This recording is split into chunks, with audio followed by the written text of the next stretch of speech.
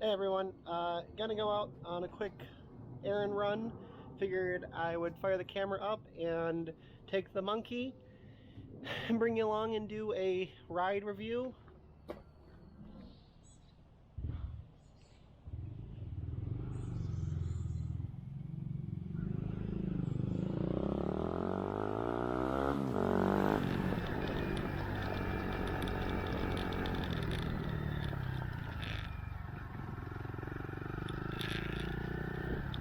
So, bottom line up front. Do I like my Honda Minimoto? Yes. Do I think you should buy one? It depends. What do I think it depends on? Do you already have a different motorcycle? Do you know how to ride a motorcycle?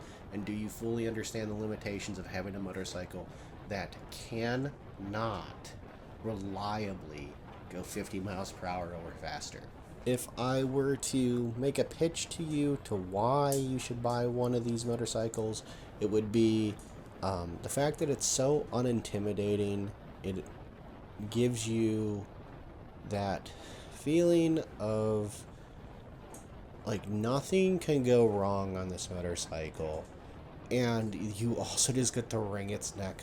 And the seat is divine. It is one of the best motorcycle seats I've ever ridden on.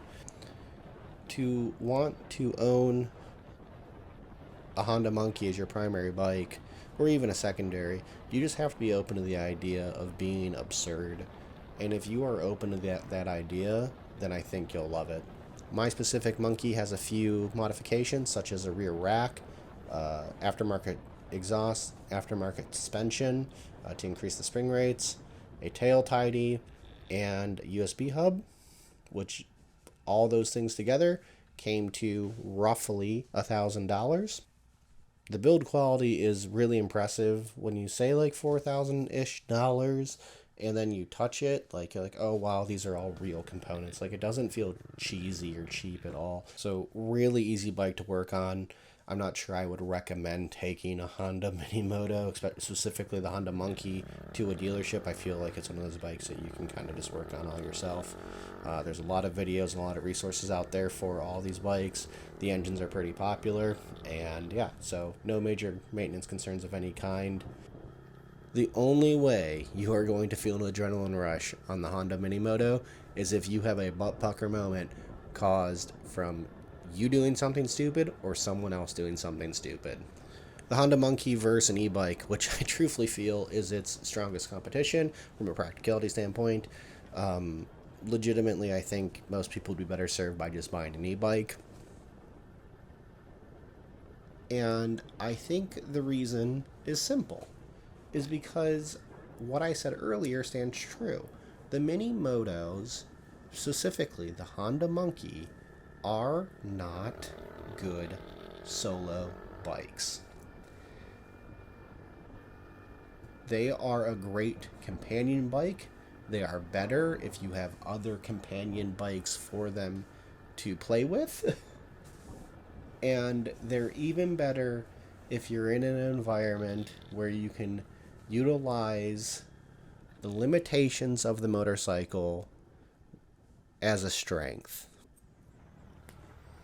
The weird gotcha here is, although it sounds like I'm recommending basically never buying one of these things unless you're aware of all of the cons and all the limitations of the platform, I am also saying that I will never sell mine.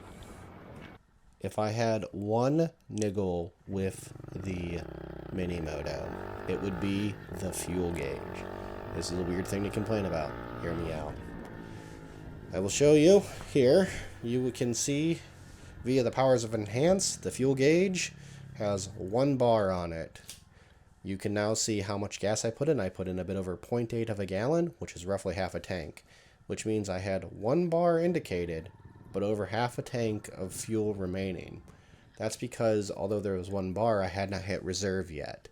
Reserve is indicated by that 1 bar beginning to flash.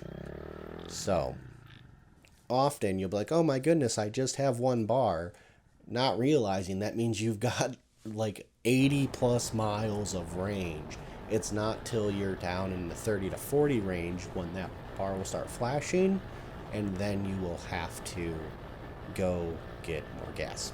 What do I think the biggest problems with the Honda Monkey are? I think it just doesn't have enough power, but it's funny to say I also don't think it needs any more. If I were to choose a random number, and this would be more, I would say probably 12 would make more sense. However, I'm telling you right now, based on the geometry of the bike, the really short wheelbase, relatively steep rake, it does not feel stable at over 50 to 55 miles per hour, so I'm not sure I would want it to be able to do 60. I do not think it would be appropriate, even if you were to throw a big bore kit on it to take it on a highway. I think it would be a death trap. The Honda Monkey is the perfect wrong tool for every job. It can go on the road, it can go off-road, you can throw luggage on it, it can take you to work.